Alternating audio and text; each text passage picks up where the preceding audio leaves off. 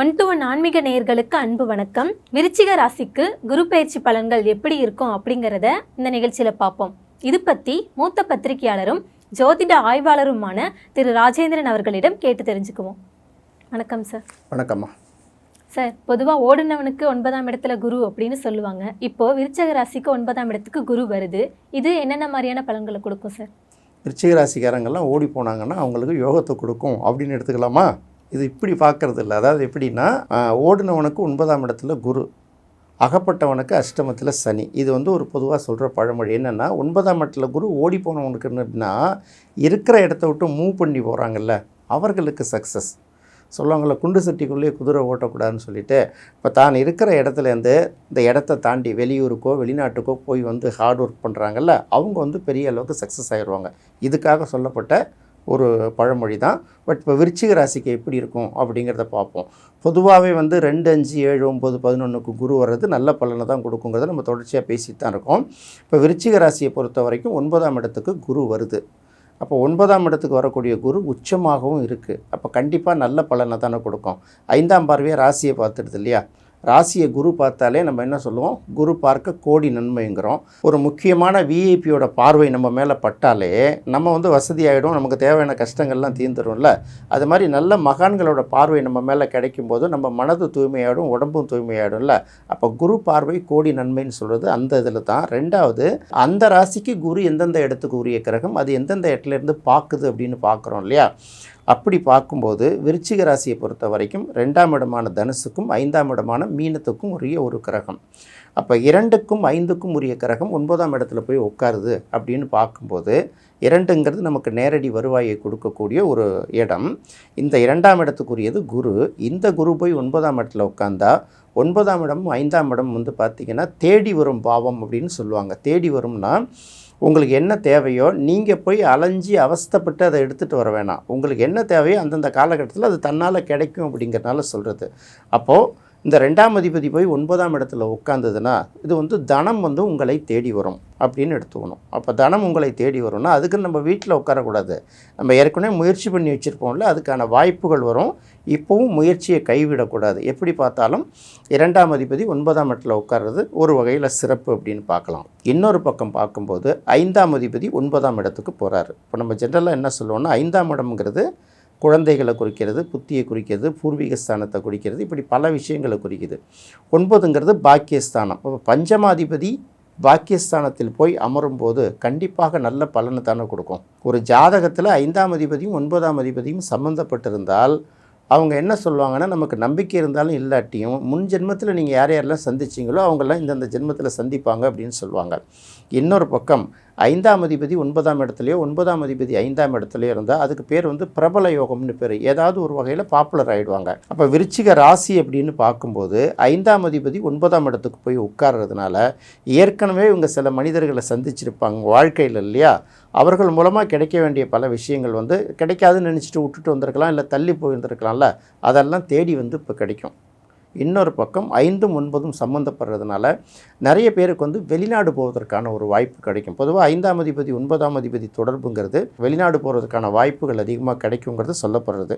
இன்னொரு பக்கம் பாக்கியாதிபதியும் பஞ்சமாதிபதியும் சம்மந்தப்பட்டு நல்ல நிலையில் இருக்கும்போது புகழ் பெறும் யோகம், பிரபலம் அடைகிற யோகங்கிறாங்கல்ல, பிரபலம் அப்படின்னு சொல்கிறோம் இல்லையா? அந்த பிரபலம் அடையக்கூடிய யோகம் அரசியல்லையா, சினிமாவிலையா, இல்லை அவங்க சார்ந்த தொழில் துறையில் ஏதாவது ஒரு துறையில் அவங்க சாதிப்பாங்க.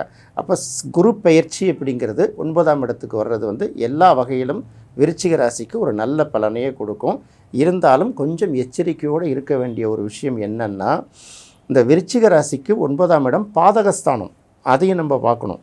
எல்லாத்தையும் சொல்லிவிட்டு அதை மட்டும் விட்டுட்டிங்களான்னு நினைக்கக்கூடாதுல்ல. அப்போ அந்த பாதகஸ்தானமாக இருக்கிறதுனால எது வந்தாலும் ஹேண்டில் பண்ணுறது ரொம்ப கவனமாக ஹேண்டில் பண்ணணும். கடைசி நேரத்தில் ஏதாவது ஒரு சிக்கலை க்ரியேட் பண்ணி விட்டுட்டு போயிடும். அதனால் ரொம்ப கவனமாக கிடைக்குதுங்கிறதுனால டக்குன்னு ஏற்றுக்க முடியாது. விட்டு விலகுனாலும் சரி, தொலைஞ்சு போகணும்னு விட்டுடக்கூடாது. எல்லாத்துலேயும் சாதக பாதகங்கள் என்ன இருக்குன்னு பார்த்து சீர்தூக்கி பார்க்குறதுங்கிறாங்கல்ல, அது மாதிரி எடுக்கணும். இல்லாட்டி சில சிக்கல்களும் உருவாகுங்கிறத எச்சரிக்கையோடு விருச்சிக ராசிக்காரர்கள் பார்த்துக்கிறது நல்லது. எப்படி பார்த்தாலும் ராசிக்கு பார்வை கிடைக்கிறதுனால நிச்சயமாக நல்ல பலனை தான் கொடுக்கும் அப்படின்னு நம்ம சொல்லலாம்.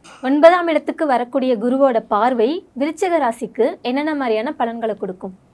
இப்போ குரு வந்து இருக்கிற இடமே ஓகே அப்படின்னு சொல்லிட்டோம். பார்க்குற இடமும் கண்டிப்பாக நிச்சயம் நல்ல பலன்களை தானே கொடுக்கும். எந்த இடத்த பார்த்தாலும் அதை விரிவடைய செய்ய போகுது. அப்போ நேரடியாக பார்க்கும்போது ராசிக்கு 3ஆம் இடம் மகரத்தை வந்து குரு பார்வை செய்யுது. அப்போ மகரம்ங்கிறது ராசிக்கு 3ஆம் இடம். 3ஆம் இடம்னா நம்ம பயணஸ்தானம்னு சொல்லுவாங்க அல்லது பிரயாணஸ்தானம்னு சொல்லுவாங்க. 3, 9, 12 எப்போதுமே பயணஸ்தானங்கள் தான். ஏற்கனவே விருச்சிகம்ங்கிறதும் பார்த்திங்கன்னா அது ஒரு நீர் ராசி தான். இப்போ வந்து மகரம்ங்கிறது ஒரு நில ராசி. அப்போ அங்கே பார்வை செய்கிறதுனால இதுவும் வந்து பார்த்திங்கன்னா பயணம் தொடர்பாக அவர்கள் எடுக்கக்கூடிய முயற்சிகள். பயணம்ங்கிறது வந்து வெறும் சுற்றுப்பயணம், சும்மா சுற்றி பார்க்க போகிறதுக்கு இல்லை. தொழில் ரீதியாக சில பயண முயற்சிகள் எடுப்பாங்க. வெளிநாட்டுக்கு போய் ஒரு முக்கியமான அவங்களோட படித்த ஃப்ரெண்ட்ஸ் எல்லாம் நல்ல பொசிஷனில் இருந்தாங்கன்னா அவங்கள சந்தித்து ஒரு நம்ம ஃபேக்ட்ரிக்கோ அல்லது நம்மளுடைய கம்பெனிக்கோ ஒரு ஆர்டர் எடுக்கணும் அப்படிங்கிற ஒரு எண்ணம் அவர்களுக்கு இருந்து அந்த முயற்சிகள் இது வரைக்கும் தடைப்பட்டிருந்தால் இனிமேல் வந்து அது ஒரு நல்ல பலன் கொடுக்கும். அடுத்தது பார்க்கும்போது சில இந்த ஏற்கனவே 8ஆம் இடத்துலாம் இருந்ததில்ல குரு, அதெல்லாம் சரியாக நெருக்கடிகள்லாம் நிறைய சந்திச்சிருப்பாங்க இல்லையா. அதனால் எதையாவது செய்தால் ஏதாவது நம்ம மாட்டிக்க போகிறோம், பணம் லாக் ஆகிட போகுதுன்னு ஒரு பயம் இருக்கும் இல்லையா. இந்த பயத்துலேருந்து அவங்க வெளியே வந்துடுவாங்க. ஏன்னா 3ஆம் இடம்ங்கிறது தைரியஸ்தானம். அந்த 3ஆம் இடத்தை குரு பார்வை செய்கிறதுனால அவர்களுக்கு வந்து நிச்சயமாக நல்ல பலன் கிடைக்கும். ஒரு புதிய தன்னம்பிக்கை கிடைக்கும். எதையும் நம்மளால் சாதிக்க முடியும் அப்படிங்கிற ஒரு தன்னம்பிக்கை கிடைக்கும். கரெக்டாக சொல்ல போனால் அது 3ஆம் இடம் தானே. அக்கம் பக்கத்தில் யாரெல்லாம் வம்பு வளர்த்துருந்தாங்களோ அவங்களாம் வந்து நம்மளோட ரொம்ப ஃப்ரெண்ட்லி ஆகிடுவாங்க. அதுக்கப்புறம் வந்து பெரிய பயணங்களால் கிடைக்கக்கூடிய ஆதாயங்கள் கொஞ்சம் தூரம் சிறு பயணங்களாலே நமக்கு சில ஆதாயங்கள் கிடைக்கும். கமிஷன் சம்மந்தப்பட்ட பிஸ்னஸ் பண்ணுறாங்கல்ல, இந்த டீலர்ஷிப் எடுத்து வச்சுக்கிறது, இல்லைன்னா வந்து ஒரு வேலையை முடித்து கொடுத்தா ஒரு கமிஷன் வர்றது, இந்த மாதிரி துறையில் இருக்கிறவர்களுக்கு ஒரு நல்ல வாய்ப்பு கிடைக்கும். இந்த டெலிகம்யூனிகேஷன் டிபார்ட்மெண்ட், இந்த மொபைல் சம்மந்தப்பட்ட துறைகளில் பணியாற்றவர்களுக்கும் நல்ல வாய்ப்பு கிடைக்கும் விருச்சிக ராசிக்காரர்களுக்கு. அது மாதிரி இளைய சகோதரர்களுடைய சப்போர்ட் நல்ல முழுமையாக கிடைக்கும். அதை வந்து அவங்க பயன்படுத்திட்டு மேலே வரலாம். அடுத்து குருவோட பார்வை ராசிக்கு 5ஆம் இடத்துல கிடைக்குது. விருச்சிக ராசிக்கு பார்த்திங்கன்னா ஏற்கனவே 5ஆம் இடத்துல சனி உட்காந்துருக்கு. 5ஆம் இடத்துல இருக்கக்கூடிய சனி என்ன பண்ணணும்னா 5ஆம் இடம் தான் மனசு. அப்போ மனசில் நம்ம என்னென்னலாம் நினைக்கிறோமோ அதுக்கு எகென்ஸ்டாகவே நடந்துக்கிட்டு இருக்கோம். வடிவேல் ஒரு படத்தில் சொல்லுவார்ல, நமக்கு மட்டும் ஏன் இப்படி நடக்கிறது, நாம் யாருக்கு என்ன துரோகம் செய்தோம் அப்படிம்பாங்கள்ல. அந்த மாதிரி இவங்க நல்லது நினச்சா கூட நடக்கிறது எல்லாமே பார்த்திங்கன்னா நெகட்டிவாகவே நடக்கும். இப்போ அந்த சனியை குரு பார்வை செய்வதனால இவர்களுக்கு பார்த்திங்கன்னா நிச்சயமாக நல்ல பலன் தான் கிடைக்கும். கண்டிப்பாக அவங்க நீங்கள் என்னென்னலாம் மனசில் நினச்சி இதெல்லாம் நடக்கலை அப்படின்னு சொல்லிட்டு மனசுக்குள்ளே ஒரு விரக்தியில் இருப்பாங்கள்ல, அந்த விரக்தியிலேருந்து அவங்க விடுபடுவதற்கான ஒரு காலம் வந்து இது உருவாக்கி கொடுக்குங்கிறதா மெயினாக பார்க்கணும். இன்னும் நிறைய பேருக்கு குழந்தைகள் பிறப்பதற்கான வாய்ப்பு அதிகமாக இருக்குது. என்னென்னலாம் மனசில் உள்ள ஆசைகள் தடையாக இருந்ததோ, அந்த சிறகடிக்கும் ஆசைகளை சிறையில் பூட்டின மாதிரி பூட்டி வச்சுருந்தாங்களோ அந்த ஆசைகள்லாம் இனி சிறகடித்து பறக்கும். அதில் பல ஆசைகளும் நிறைவேறுங்கிறது ஏற்கனவே சொல்லிட்டோம். குருவோட 5ஆம் பார்வை ராசிக்கே விருச்சிகத்துக்கே கிடைக்கிறதுனால கண்டிப்பாக அது வந்து மனநிலையே மாறி போயிடும். அதாவது திடீர்னு பார்த்தா எப்போ பார்த்தாலும் எதையோ பறி கொடுத்த மாதிரி உட்காந்துருக்கிறவங்க ஒரு நிறைய ஜெயிச்சுட்டு வந்து கப்பாக வாங்கிட்டு வர உற்சாகத்தில் இருக்கிற மாதிரி அவங்களோட மனநிலையே மாறிடும். கொஞ்சம் நம்ம வந்து ஒரு நம்மளோட கெட்டப் மாறும்பாங்கள்ல, மேக்கப் ஏறும், கெட்டப்பு மாறும், செட்டப்பு மாறுங்கிற மாதிரி எல்லாம் மாறக்கூடிய ஒரு சூழ்நிலையை இந்த குரு உருவாக்கி கொடுப்பாரு. ஒட்டுமொத்தமாக பார்க்கும்போது 9ஆம் இடத்து குரு வந்து விருச்சிக ராசிக்கு எல்லா வகையிலும் நல்ல பலன்களையும் கொடுப்பார். குருவோட அதிசார பயிற்சியும் கேது பயிற்சியும் விருச்சிக ராசிக்கு கொடுக்கக்கூடிய பலன்கள் என்ன சார்? இப்போது அப்படி பார்க்கும்போது இப்போ ஏற்கனவே பார்த்திங்கன்னா இப்போ 9ஆம் இடத்துல இருக்கக்கூடிய குரு வந்து அதிசார பயிற்சியாக 10ஆம் இடத்துக்கு வந்து ஒரு 3 மாதம் தங்கியிருப்பார் இல்லையா.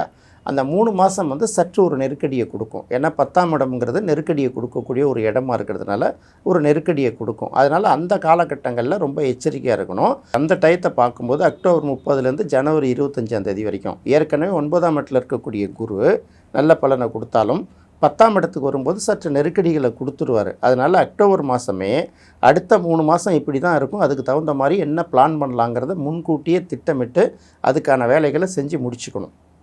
அதன் பிறகு இந்த இதுவரைக்கும் ராசிக்கு 10ஆம் இடத்துல இருக்கக்கூடிய கேது டிசம்பர் மாதம் 8ஆம் தேதி பார்த்திங்கன்னா அது வந்து ராசிக்கு 9ஆம் இடத்துக்கு போயிடுது.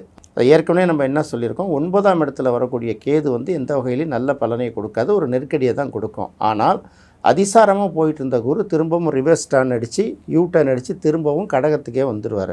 அப்போ 9ஆம் இடத்துல இருக்கக்கூடிய குருவை வந்து பெரிய அளவுக்கு செயல்பட விடாமல் டிஸ்டர்பன்ஸ் கொடுக்குறது கேதுவோட வேலை. இன்னொரு பக்கம் கேதுவோட டிஸ்டர்பன்ஸை கட் பண்ணி கொடுக்கறது வந்து குருவோட புனிதத்தன்மை அப்படின்னு வச்சுக்கிட்டா கூட ரெண்டுத்துக்கும் உள்ளக்குள்ளே ஒரு சின்ன சின்ன யுத்தங்கள் நடந்துக்கிட்டு தான் இருக்கும். அது ஏற்கனவே சொன்ன மாதிரி ஒரு கட்டத்தில் வந்து இவங்க தூங்குறப்ப அந்த கிரகம் வேலை பார்த்துரும், அந்த கிரகம் தூங்குறப்ப இந்த கிரகம் வேலை பார்த்துரும். அப்போ அதிர்ஷ்டமும் நெருக்கடியும் கொஞ்சம் கொஞ்சம் மாறி மாறி வரும். அதுக்கு தகுந்த மாதிரி நம்ம பிளான் பண்ணிக்கணும்.